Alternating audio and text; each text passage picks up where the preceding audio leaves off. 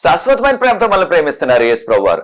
మన కొరకు ఆయన శిలువ మీద ప్రాణం పెట్టారు. ఆయన నమ్మిన వారందరికీ కూడా ఉచితంగా రక్షణ ఇస్తున్నారు. ఆ ప్రేమ గల యేసు ప్రభువారు త్వరలో వస్తున్నారు రెండోసారి ఈ లోకానికి.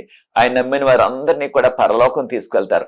ఆ ప్రేమ గల యేసు ప్రభు నామపేట మిమ్మల్ని అందరినీ కూడా మన కడవరి కాలం కార్యక్రమానికి ఆహ్వానిస్తున్నాను. ప్రియ సోదరి సోదరులారా, దేవుని ఆజ్ఞలతోనే మనకు మెండు దీవెనలు అనే అంశాన్ని మనం ధ్యానిస్తున్నాం. ఇది 5వ ఎపిసోడు. బైబిల్ గ్రంథం నుంచి మరికొన్ని విషయాలు దేవుని ఆజ్ఞలతోనే మెండుగా దీవెనలు పొందిన వారి యొక్క జీవితాలని మనము వాక్యం నుంచి పరిశీలించి ఆధ్యాత్మిక పాఠాలు నేర్చుకుందాం. ప్రార్థన. పరిశుద్ధ ప్రేమగల మా తండ్రి, మమ్మల్ని మా కుటుంబాలని మీ కృపలో నడిపిస్తున్న రీతిని బట్టి వందనాలు చెల్లిస్తున్నాం ప్రభువా. మీ ప్రత్యేకమైన కృపాసన్నిధి మాతో ఉంచవలసిందని ఈ వాక్యాన్ని వీక్షిస్తున్న ప్రతి వ్యక్తిని ఆశీర్వదించండి.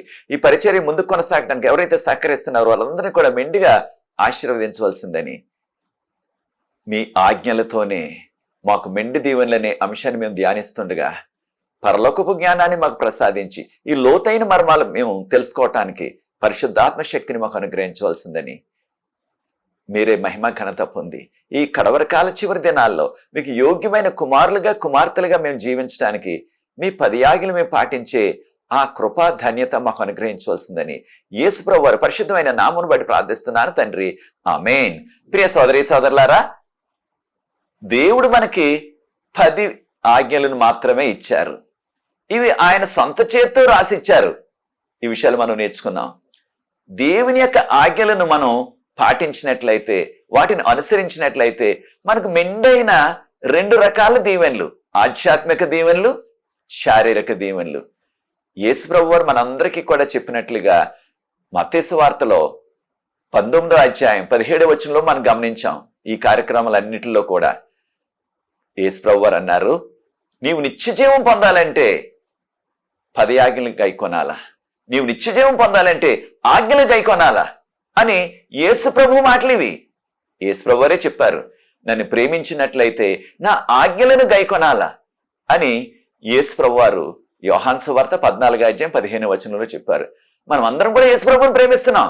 ఆయన మన కొరకు మరణించారు, మనకి ఈ రక్షణను ఉచితంగా ఇస్తున్నారు. త్వరలో వస్తున్నారు రెండోసారి ఈ లోకానికి, మనలందరినీ పరలోకం తీసుకెళ్తారు. కనుక ఆయన ప్రేమిస్తున్నాం. మనం ఆయన ప్రేమించడం అంటే ఆయన ఆజ్ఞలు గైకొనాలా. ఆయన ఆజ్ఞలు గైకొనడం ద్వారా ఈ ఆధ్యాత్మిక దీవెన, రక్షణ, నిత్యజీవం, పరలోకం మనకు ప్రాప్తిస్తుంది. దానితో పాటు ఈ యొక్క లోక జీవితంలో, మన అనుదిన జీవితంలో మెండైన శారీరక దీవెనలు కూడా పొందుతామని మనం నేర్చుకుంటున్నాం. ఇది మనము బైబిల్ గ్రంథం నుంచి అబ్రహాము గారి జీవితం, యోబు గారి జీవితంలో కొన్ని సన్నివేశాలు మనం జ్ఞాపకం చేసుకోబోతున్నాం. ఆదికాండం 12వ అధ్యాయం మనం ప్రార్థనాపూర్వకంగా చదివినట్లయితే, అబ్రహాము గారిని ప్రభు పిలిచారు. నేను చూపించే దేశానికి నువ్వు వెళ్ళు, నీ యొక్క జనాంగాన్ని, నీ ప్రాంతాన్ని విడిచిపెట్టి నేను చూపించే దేశానికి వెళ్ళమన్నారు. దేవుని యొక్క మాటకు ఆయన వెంటనే లోబడ్డారు. ఆయన భార్య శారా, ఆయనకున్న పశువుల మందలు, ఆయనకున్న పరివారం అనగా దాసదాసీలు, ఆయనతో పాటు ఆయన సహోదరుడు కుమారుడైన లోతు గారు, వారి కుటుంబం కూడా అబ్రహాం గారితో వెళ్ళిపోయారు. ఆదికాండం 12వ అధ్యాయం 16వ వచనం గమనించినట్లయితే, అబ్రహాముకు గొర్రెలున్నాయి, ఆయనకు గాడిదలున్నాయి, ఆయనకి ఎద్దులున్నాయి, ఆయనకి ఒంటెలున్నాయి అని చెప్పబడ్డది. అంటే ఎంతో విస్తారమైన పశువుల మందలు ఉన్నాయి ఆయనకి. దానితో పాటు ఆదికాండం 13వ అధ్యాయం 2వ వచనాన్ని గమనించండి. ఆదికాండం 13వ అధ్యాయం 2వ వచనం గమనించినట్లయితే, అబ్రహాం గారికి విస్తారమైన పశువులతో పాటు ఆయనకు బంగారము, వెండి, ఆ రోజుల్లో ఉన్న ఆ సంపద బంగారము, వెండి. అబ్రహాం గారికి ఖచ్చితంగా పొలాలు, ఆస్తులు ఉండే ఉంటాయి. కానీ వాటన్నిటిని కూడా విడిచిపెట్టేసి దేవుడు చెప్పారు కనుక ఆయన వెళ్ళిపోయారు. ఆయన తీసుకుని వెళ్ళగలిగిన ఆ సంపద ఆయన పశు సంపద, దాంతో పాటు ఆయనకున్న వెండి, బంగారం, ఇవన్నీ కూడా దేని వల్ల ఆయనకు ప్రాప్తించాయి, దేని వల్ల దేవుడు ఆయన్ని అంతగా హెచ్చించారు, శారీరకంగా ఆశీర్వదించారు, మెండైన దీవెనలు పొందారు ఆయన. దేనివల్ల? దేవుని యొక్క ఆజ్ఞలను ఆయన పాటించారు కనుక. మనందరికీ తెలిసిన రీతిగా అబ్రహాము గారి కాలంలో ఈ 10 ఆజ్ఞలు ఇంకా వ్రాతపూర్వకంగా లేవు, కానీ అవి ఓరల్ ఫామ్ అంటున్నాం. అంటే వారు ఒక తరం నుంచి ఒక తరం వరకు ఒక తరం నుంచి ఇంకొక తరానికి వారి యొక్క తండ్రులు వారి కుమారులకి కుమార్తెలకి నేర్పించారు. వారు వారి కుమారులకి వారి కుమార్తెలు కనుక వారి బిడ్డలకి వారు నేర్పించారు. అలాగా ఒక తరం నుంచి ఒక తరం ఓరల్ గా అవన్నీ కూడా ప్రతి తరానికి కూడా అందించబడ్డాయి. అయితే అబ్రహాము గారి గురించి దేవుడిస్తున్న సాక్ష్యం చూడండి. ఆదికాండం 26:5. ఆదికాండం 26:5 మనం గమనించినట్లయితే ఇవి దేవుడు ఇస్సాకుతో చెప్పుచున్న మాటలు, దేవుడిస్తున్న సాక్ష్యం అన్నమాట. ఎవరి గురించి? అబ్రహాము గురించి. అబ్రహాము నా మాట విని నేను చెప్పినట్లుగా ఆయన చేశాడు, నా యొక్క కట్టడలు, నా ఆజ్ఞలు, నా యొక్క నియమాలు అబ్రహాము పాటించాడు అని దేవుడే చెప్తున్నారు సాక్ష్యం. చూడండి ప్రభువు ఎంత విపులంగా చెప్తున్నారు ఇక్కడ. నా మాటకు లోబడ్డాడు అబ్రహాము, నా యొక్క కట్టడలు, నా యొక్క ఆజ్ఞలు, నా యొక్క నియమములు అవన్నీ కూడా తూచా తప్పక పాటించాడు అబ్రహాము. కనుకనే అబ్రహాము అంత ఉన్నతమైన స్థితిలో ఆశీర్వదించబడ్డాడు. ఆధ్యాత్మికంగా మనందరికి తెలుసు అబ్రహాము విశ్వాసులకు తండ్రి అని బిరుదొచ్చింది, అబ్రహాముకు దేవుని స్నేహితుడని బిరుదొచ్చింది. అవి ఆధ్యాత్మిక దీవెనలు. దానితో పాటు ఆయనకు శారీరక దీవెనలు. ఆ ప్రాంతంలో ఉన్న ధనికులందరికంటే కూడా, ఆ ప్రాంతంలో ఉన్న రాజుల కంటే కూడా అబ్రహాము గారికి ఎక్కువ పశు సంపద, ఎక్కువ బంగారం, వెండి ఉన్నవి.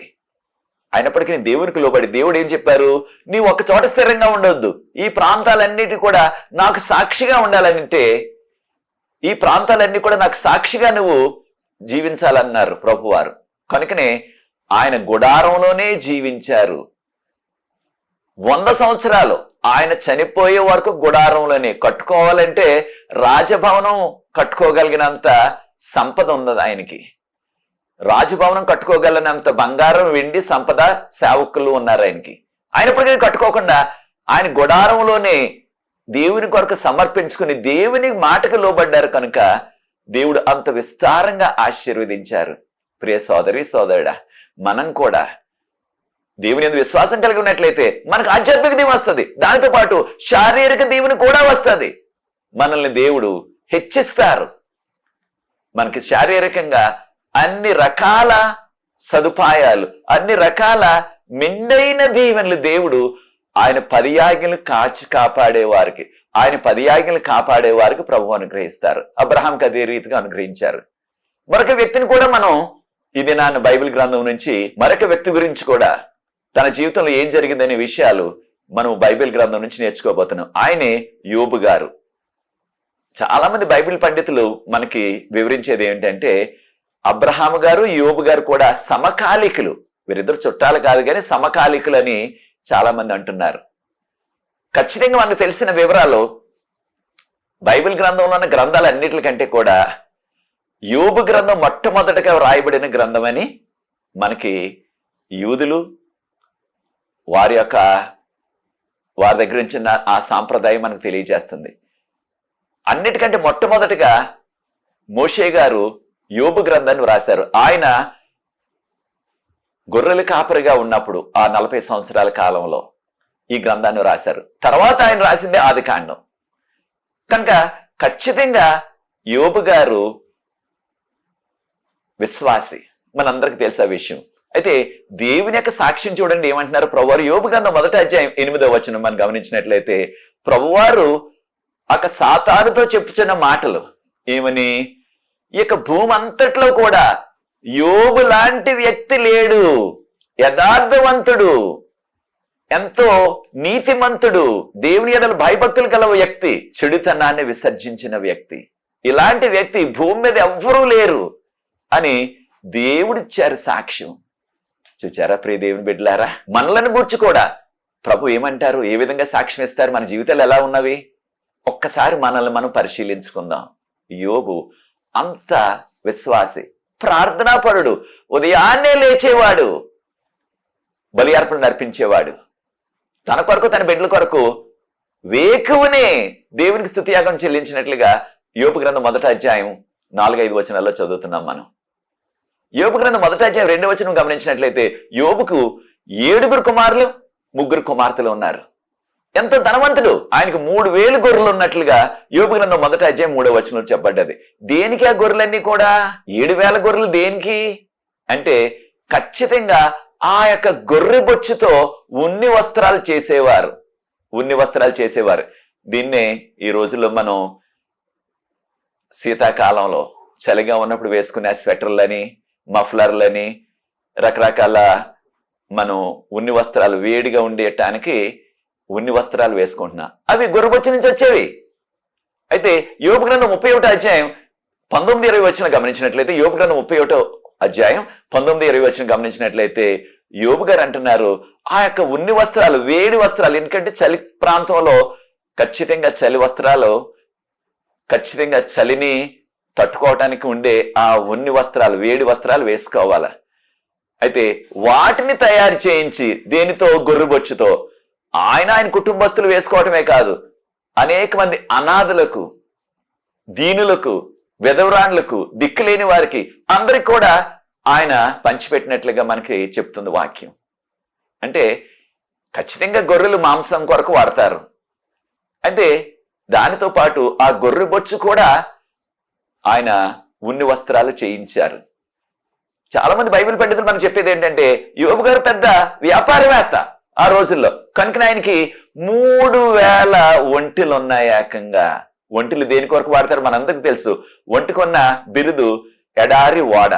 అంటే ఎడారుల్లో ఓడలాగా సరుకులు మోసుకుపోతుంది సుదీర ప్రాంతాలకి. ఎడారుల్లో 3000 ఏకంగా ఒంటెలు ఉన్నాయి. అంటే ఏంటనమాట, ఆయన చాలా పెద్ద వ్యాపారవేత్త. వ్యాపార సామ్రాజ్యం ఉంది. ఇంగ్లీష్ లో బిజినెస్ మ్యాగ్నెట్ అంటాం. సుదీర ప్రాంతాలకి ఆయన ఈ యొక్క సరుకులు రవాణా చేయటం, అక్కడి నుంచి సరుకులు దిగుమతి చేసుకోవటం, ఈ చుట్టుపక్కల గ్రామాలకు, పట్టణాలకు అమ్మించటం. కనుక ఆయనకి గాడిదలు ఉన్నాయని చెప్పబడ్డది. దాంతోపాటు ఆయనకు ఎద్దులు కూడా ఉన్నాయి. 500 జతల ఎద్దులు ఉన్నాయని చెప్పబడ్డది. దేనికి? ఆయన యొక్క వ్యవసాయం చేయటానికి, పొలం దున్నటానికి, తక్కిన అవసరాలన్నీ కూడా చూడటానికి, పొలం దున్నటానికి, వ్యవసాయం సంబంధించిన పనులు చేయటానికి ఏకంగా 500 జతలు, అంటే 1000 ఎద్దులు అనమాట. మరి ఎద్దులకి బండి కట్టాలంటే, లేదా నాగలు దున్నాలంటే ఒక్కొక్క బండికి ఒక్కొక్క వ్యక్తి, లేదా ఒక్కొక్క నాగలికి ఒక వ్యక్తి కావాలా, ఒక్కొక్క సేవకుడు. ఒంటెలు కాయటానికి 3000 ఒంటెలు అంటే కనీసం 2 ఒంటెలు ఒక్కొక్క వ్యక్తి తోలుకు వెళ్తున్న ఆ యొక్క వ్యాపారం సమయంలో కనీసం 1500 మంది కావాలి సేవకులు. ఈ యొక్క నాగలు దున్నటానికే 500 జతలు ఎద్దులు అంటే 500 మంది కావాలా. ఒక్కొక్క నాగలికి లేకపోతే ఒక్కొక్క బండికి ఒక వ్యక్తి కావాలా. దాంతో పాటు మరి ఆయన చుట్టుపక్కల గ్రామాలకి చేస్తున్న ఆ యొక్క వ్యాపారం, ఈ గాడిదల ద్వారా, వాటికి కూడా కొంతమంది కావాలా. దాంతో పాటు ఆయన పొలంలో పనిచేయటానికి మరి 500 జతల ఎద్దులు ఆయన యొక్క పొలాన్ని దున్నుతున్నాయంటే, మరి దానిలో నాట్లు వేయటానికి, కోతలు కోయటానికి ఇంకా చాలా మంది కావాలా. అయితే వీరందరూ కూడా యోబు గారి దగ్గర దాసదాసీలు ఉన్నారు. కనుకనే మనకు బైబిల్ పండితులు ఊహించేది ఏంటంటే, కనీసం లేదంటే 2-3 వేల మంది ఏకంగా, కొంతమంది 3000కు పైగానే ఆయనకు సేవకులు ఉండేవారు అని ఊహిస్తున్నారు. ఖచ్చితంగా వారు చెప్తున్నది వాస్తవానికి చాలా దగ్గరగా ఉంది. యోబు లాంటి ధనవంతుడు ఆ ప్రాంతంలోకి ఎవ్వరూ లేరు అని చెప్పబడ్డది. ఊజు దేశంలో ఇంకెవ్వరు కూడా అంత ధనవంతులు ఎవరు లేరని చెప్పబడ్డది. చూచారా ప్రియ దేవుని బిడ్డలారా, ఇదంతా కూడా ఇంత గొప్ప దీవెన, ఇంత శారీరకమైన ఆశీర్వాదం యోబు గారికి దేని వల్ల కలిగింది అనే ప్రశ్న మనం ఒక్కసారి పరిశీలించాలా. యోబు గ్రంథంలోనే దానికి జవాబు ఉంది. యోబు గారి మాటల్లోనే. యోబు గ్రంథం 23వ అధ్యాయం 12వ వచనాన్ని ప్రార్థనాపూర్వకంగా గమనించండి.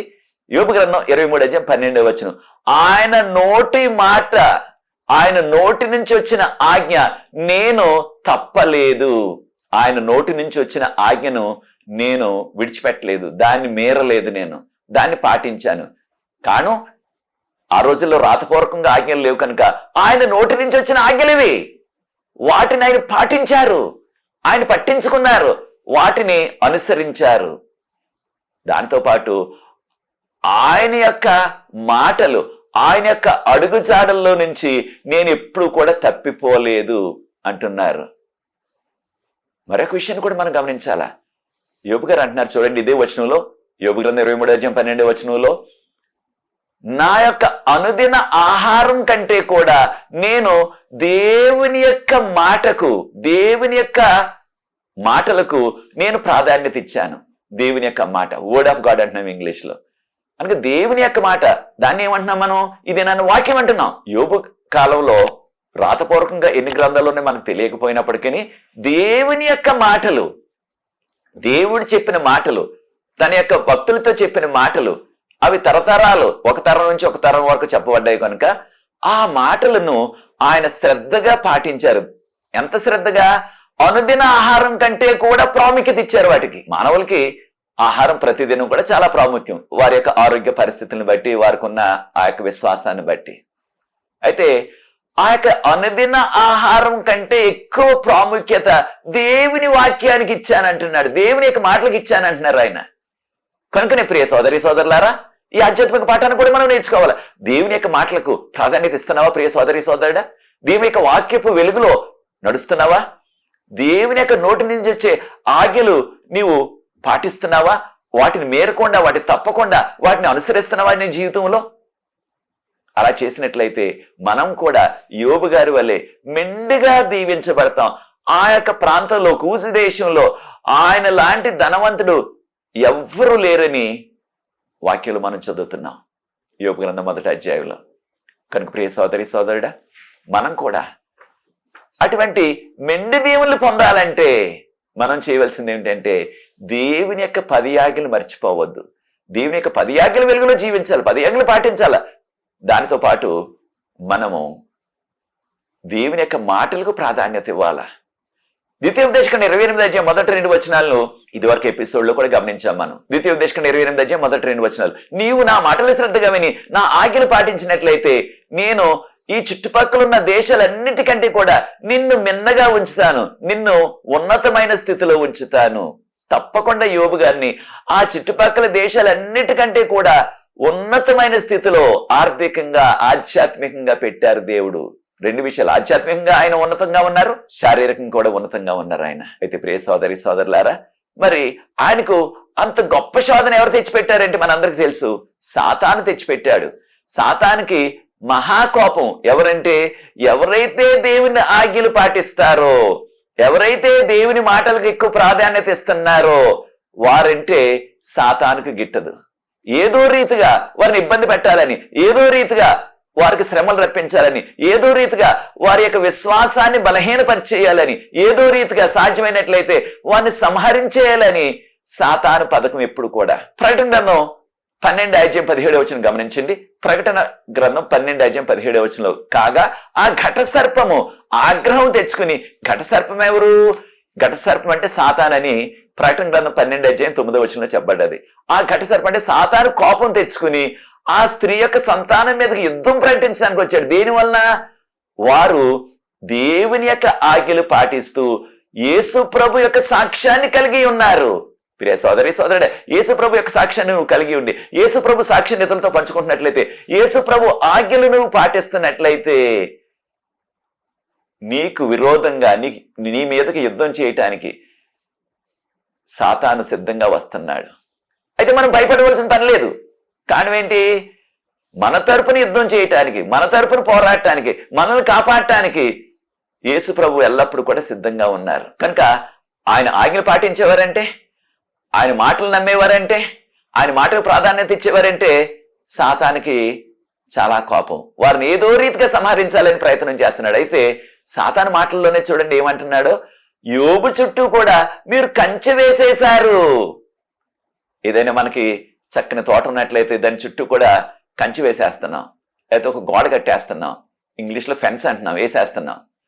అయితే నువ్వు ఒక కంచె వేసేసావు అని యోబు గ్రంథం 1వ అధ్యాయం 10వ వచనంలో యోబు చుట్టూ, తనకున్న సమస్తం చుట్టూ కూడా మీరు కంచె వేసేశారు. తనకి ఏ కీడు రాకుండా, ఏ ఆపద రాకుండా, తనకి ఏ ఆపద రాకుండా, కీడు రాకుండా కంచె వేసేశారు అంటున్నారు. ఎవరు ఆ కాపలాదారు? ఎవరు? ఆ యోబు ఇంటి చుట్టూ కూడా దేవుడు పెట్టిన కాపలాదారులు ఎవరంటే దేవుని యొక్క దేవదూతలే. దేవుని యొక్క దేవదూతలే ఒక కంచె వలె, ఒక ఫెన్స్ వలె, ఒక చుట్టూ ఉన్న ప్రహారీ గోడ వలె ఏ ఆపద కీడు యోబుకు, యోబు కుటుంబానికి అంటకుండా దేవుడు కాచి కాపాడారు. కనుక అంటున్నారు, ఆ కంచి తీసివేసినట్లయితే, మీ కాపుదలు తీసేసినట్లయితే యోబు మీ ముఖం మీదే మిమ్మల్ని దూషిస్తాడు. 34వ కీర్తన 7వ వచనాన్ని మనం గమనించినట్లయితే, యెహోవా యందు భయభక్తులు గల వారి చుట్టూ ఆయన దూతలు కావలి ఉండి వారిని విడిపించును, వారిని రక్షించును. ప్రియ సోదరి సోదరుడా, మనం కూడా యేసు ప్రభు నమ్మినట్లయితే, ఆయన వాక్యపు వెలుగులో, ఆయన ఆజ్ఞల వెలుగులో మనం జీవిస్తున్నట్లయితే, మనకి కూడా ఆయన మన చుట్టూ కూడా దేవదూతలను ఒక కంచి వలె, మనకి కాపలాదారు వలె, ఈ రోజులు ఇంగ్లీష్ లో బాడీ గార్డ్ అంటున్నాం, అంగరక్షకుడు వలె దేవుడు మన చుట్టూ, మన కుటుంబం చుట్టూ, మన యొక్క ఆస్తి చుట్టూ ఆయన కాపలా ఉంచుతారు. 2వ రాజులు 6వ అధ్యాయం మనం గమనించినట్లయితే, దానిలో ఎలీషా ప్రవక్త గారి మీదకి ఆ యొక్క శత్రు సైన్యం ఆయన పట్టుకోవడానికి వచ్చినప్పుడు దేవుడు తన దూతలను, అగ్ని రథాలు, గుర్రాలు ఆయన రక్షించడానికి, ఆయన కాపాడటానికి దిగి వచ్చాయి. ఆయన చూచారు దాన్ని. ప్రియ సోదరి సోదరుడా, ఆయన ప్రక్కనే ఉన్న ఆయన సేవకుడికి కనిపించలేదు, మనకి కనిపించట్లేదు దేవదూతలు. కానీ ఎల్లప్పుడూ కూడా ఎప్పుడైతే యేసు ప్రభువుని నమ్ముకుంటున్నామో, ఆయన్ని మనం ఆయన వాక్యపు వెలుగులో, ఆయన ఆజ్ఞ వెలుగులో మనం జీవిస్తూ ఆయన చెప్పినట్లుగా ఆయన నామపేట ముంచడం బాప్తీసం తీసుకుని ఆయన కుమారులుగా, కుమార్తెలుగా, యోగ్యమైన వారులుగా, ఆయనకి యోగ్యమైన కుమారులుగా, కుమార్తెలుగా మనం జీవిస్తున్నామో, మన చుట్టూ కూడా ఆ యొక్క దేవదూతను ఆయన కాపలా ఉంచుతారు. అవసరమైనట్లయితే ఒక దేవదూత కాదు, అనేకమైన దేవదూతలు పంపేస్తారు. ఎలీషా ప్రవక్త ఉన్న ఆ యొక్క డోతాను పట్టణం చుట్టూ కూడా దేవుడు దేవదూతలను పెట్టేసే రకంగా పరలోకపు సైన్యాన్ని. 2వ రాజులు 6వ అధ్యాయంలో. కనుక ప్రియ సోదరి సోదరులారా, మనము దేవునికి దగ్గరగా జీవించినట్లయితే దేవుడు మనల్ని కాచి కాపాడతారు. అయితే సాతాను చేసిన ప్రయత్నం చూడండి, అగ్ని వర్షం కురిపించేశాడు ఆ యొక్క యోబు యొక్క గొర్రెల మీద. అగ్ని వర్షం అంటే పిడుగులు అనమాట మన మాటల్లో. అవి అన్ని కూడా దహించబడ్డాయి. తన యొక్క కుమారులు, కుమార్తెలు, 7 కుమారులు, 3 కుమార్తెలు అందరూ కూడా విందు చేస్తుంటే బలమైన సుడిగాలు వచ్చేసింది. ఏకంగా బలమైన ఇల్లు. అంత ధనవంతుడు కనుక ఏదో ఆశామాసి చిన్న పూరిపాక కాదు వాళ్ళు ఉండేది, బలమైన ఇల్లు.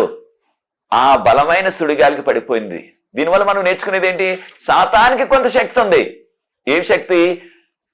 ఆక అగ్ని కురిపించడానికి, వర్షం రప్పించడానికి, తుఫాను రప్పించడానికి, సుడిగాలి రప్పించడానికి, హఠాత్తుగా విపత్తులు రప్పించి మన సమస్తాన్ని కూడా తుడిచివేసే శక్తి సాతానికి ఉన్నది. అయితే ప్రియ దేవుని బిడ్డలారా, మనం విశ్వాసంగా జీవించినట్లయితే యేసు ప్రభు మన కాపరి, మన చుట్టూ ఆయన కాపుదల ఉన్నది. కీర్తన 34వ కీర్తన 19వ వచనాన్ని గమనించండి. 34వ కీర్తన 19వ వచనాన్ని గమనించినట్లయితే, నీతిమంతులకు కలుగు ఆపదలు అనేకములు, వాటన్నిటి నుంచి ఆయన వారిని విడిపించును. ప్రియ సోదరి సోదరులారా, మనకి ఎటువంటి ఆపదలు వచ్చినా, అనేక సవాళ్లు వచ్చినప్పటికీ, ఆర్థికమైన సవాళ్లు, ఆరోగ్య సంబంధించిన సవాళ్లు, కుటుంబ సంబంధమైన సవాళ్లు, ఏ సవాళ్లు వచ్చినప్పటికీ, ఏ సమస్యలు వచ్చినప్పటికీ వాటన్నిటి నుంచి కూడా మనల్ని విడిపిస్తారు ఆయన.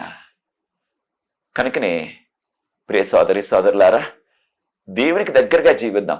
ఎవరైతే యేసుప్రభువు నమ్ముకుని ఆయన ఆజ్ఞల వెలుగులో, ఆయన వాక్యపు వెలుగులో జీవిస్తారో వాళ్ళు ఎలా ఉంటారని చెప్పబడ్డది వాక్యంలో.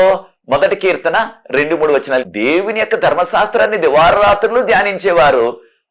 ధర్మశాస్త్రం అంటే దేవుని యొక్క వాక్యం, దేవుని యొక్క 10 ఆజ్ఞలు, దేవుని యొక్క ఆజ్ఞలు, దేవుని యొక్క వాక్యపు వెలుగులో, దేవుని యొక్క ఆజ్ఞల వెలుగులో మనం జీవించినట్లయితే ఒక నీటి ప్రక్కనే ఉన్న చెట్టు ఎలా పచ్చగా ఉంటుందో, దాని కాలంలో ఫలాలు ఇస్తాదో, ఫలించే చెట్టు, ఒట్టి పచ్చని చెట్టు మాత్రమే కాదు, ఫలించే చెట్టు కూడా పచ్చగా ఉంటుంది, ఫలిస్తుంది.